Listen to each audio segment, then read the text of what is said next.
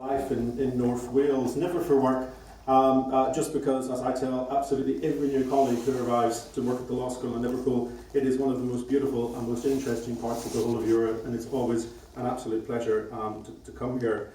Now the plan is that I'm going to talk for a little bit and then leave plenty of time for questions. And in my talk I've been asked to cover sort of two main topics. First of all, a sort of introduction, a general overview to where we are at the moment, where we've got to. And secondly, a more focused discussion of the imminent negotiations between the UK and the EU, and in particular our potential future relationship in trade terms to the single market. So I'll start with where we are at the moment. Now, to prepare for tonight, what I did was I actually went back to a lecture I gave in Liverpool nearly a year ago, not quite a year ago, nearly a year ago, a short time before the referendum, in which I tried to identify what the likely consequences from a constitutional lawyer's perspective would be of a victory for the Leave campaign. Now, at the time, those concerns were dismissed by Leave campaigners as Project Fear. I'm an EU propagandist who's paid by the EU to spread this type of rubbish. But what struck me, I suppose, when I went back and looked at my old notes and updated them in the light of this evening, is that things are pretty much unfolding exactly as myself and my colleagues predicted. And indeed, as the rest of my colleagues across the UK and the rest of the EU predicted as well, because all of these things were very predictable. I'll cover the four main things which we said were the likely consequences of a Leave victory. And the first was that a vote to leave would trigger a comprehensive review of the UK legal system so as to prepare the UK for withdrawal. And the sheer scale and complexity of that review would inevitably entail a massive delegation of power from Parliament to the executive. And more generally, that leaving the EU would remove the EU's regulatory safety nets that prevent any government minded to do so, with one extra MEP in Parliament and its opposition, to simply deregulate standards for workers, the environment, consumers and so on at will. So, what has happened? Well, I'm not sure if any of you have actually looked at the Great Repeal Bill white paper, which was published in April of 2017. But yes, indeed, we will be having a comprehensive review of the entire UK legal system to prepare the UK with withdrawal, and it will confer wide-ranging, far-reaching powers upon the government to rewrite UK law, as well as a major programme of primary legislation so as to construct entirely new UK regimes across whole fields and sectors of our economy and society, for example, customs, agriculture and immigration. And if anyone pays any attention to the anti-red tape campaigns, which are now being organised by the likes of the Daily Telegraph and supported by senior Conservatives, you'll realise, of course, that short-term manifesto promises about maintaining workers' rights or protecting the environment actually don't count for very much anymore in the new reality that's coming towards the UK constitutional system. And that's not just because U-turns seem to be the political manoeuvre of the day, it's because the entire structure of the way that we regulate our economy and society will change when we leave the EU, and it will be open to any future government to deregulate those fields as and when it will. So first prediction, well, pretty much on course. Second prediction, a vote to leave could lead to radical changes in the constitutional settlement of the UK. It might increase the likelihood of a second referendum on independence in Scotland, and it could create serious problems for Northern Ireland, especially concerning the border with the Republic. Well, again, it's very difficult to say that those predictions aren't coming true on a more or less daily basis. We know that Nicola Sturgeon and the Scottish Parliament have formally asked for approval to hold a second Scottish referendum, and even if that is not forthcoming from Westminster, I was in Edinburgh just a few days ago, and I can say I was really quite surprised at the level of resentment and anger that there is towards the way that Scotland is being treated in the course of these unfolding political developments.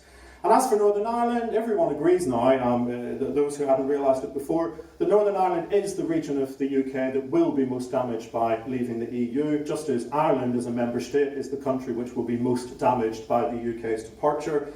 And the border issue is now top of the political agenda, and not least for the EU itself. So again, predictions fairly on course. Third set of predictions, what will happen with our relations with the rest of the EU?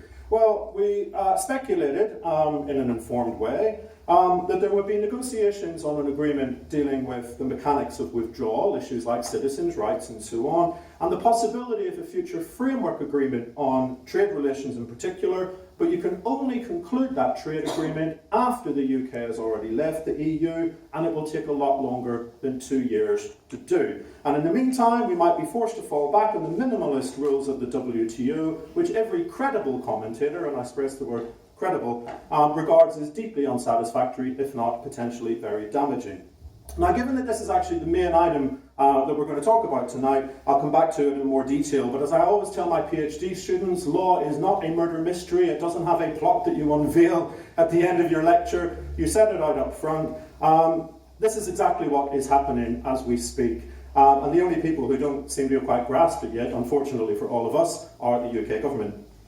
Now, the fourth prediction that we made comes to relations with the rest of the world, and we identified a series of challenges which the UK would have to deal with. For example, the loss of all of our existing trade agreements, several dozen of them covering many, many countries, which were negotiated on our behalf by the EU.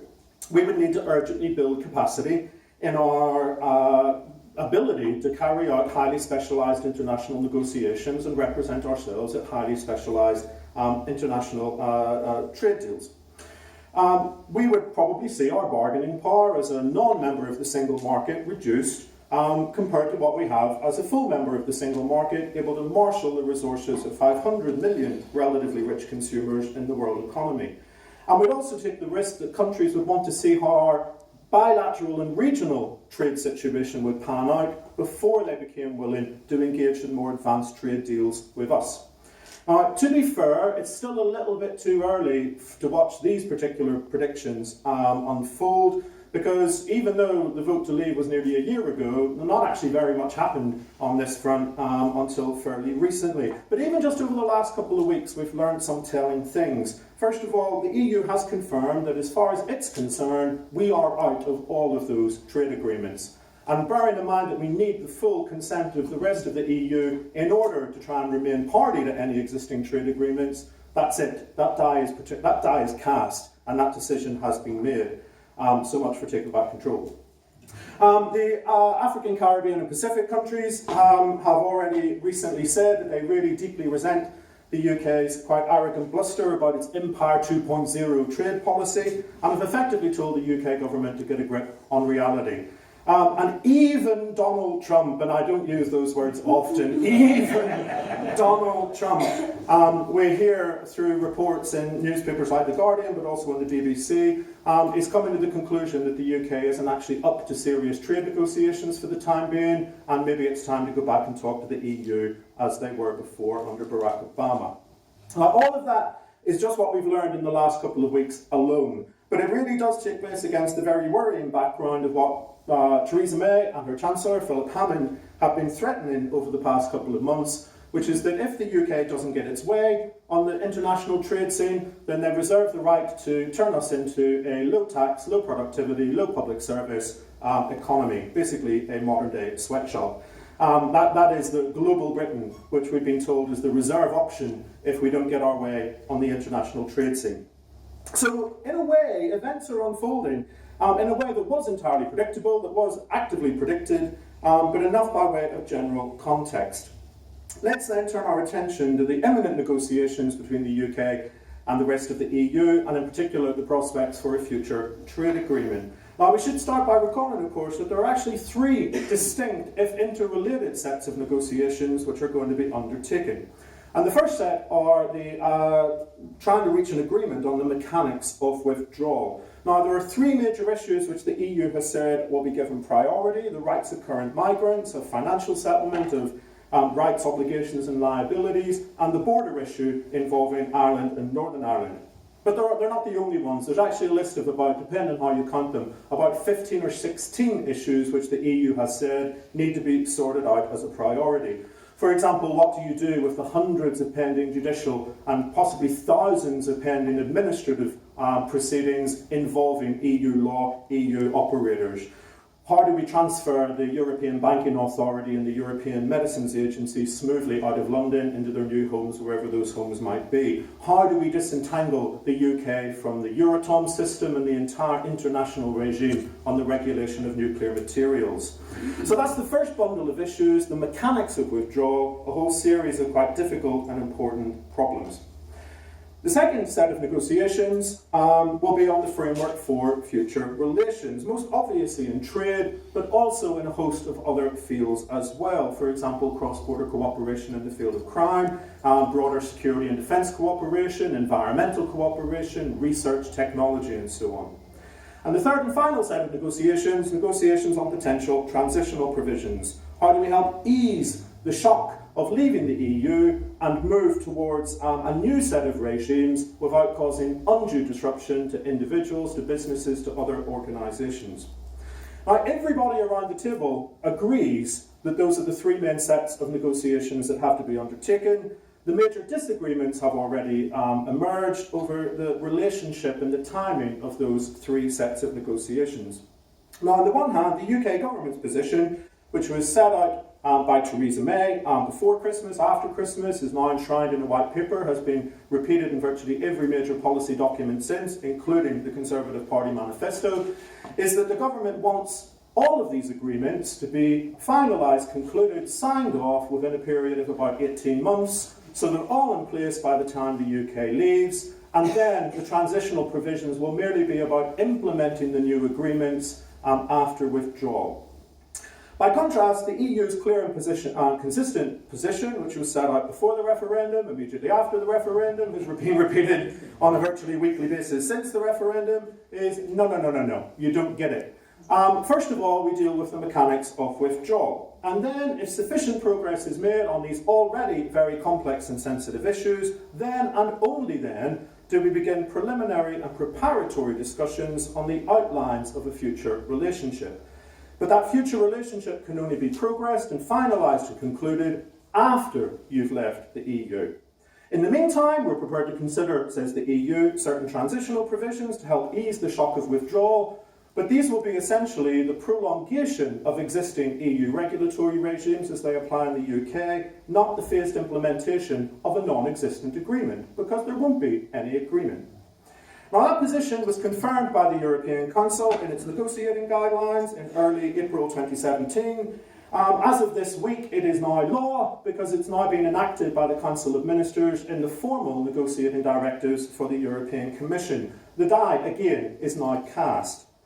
Now, to be absolutely clear, this EU position has not been dreamt up on a whim. It has not been designed to punish Little Britain. It is what the treaties say have to happen. And every single EU constitutional lawyer I know has been saying the same thing for a very long time.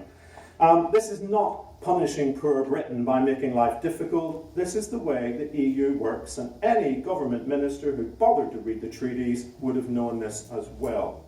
Secondly, it's also the only interpretation which offers a realistic experience-based understanding of how international negotiations actually work. Let's not forget that it will have taken the UK nearly 12 months just to be in a position internally that we can even start negotiations with the EU. Again, I haven't met a single person outside the sort of weird parallel universe occupied by UK Leave campaigners who actually believe that the government's timescale is in any way credible or deliverable. Most people just think it's completely bonkers.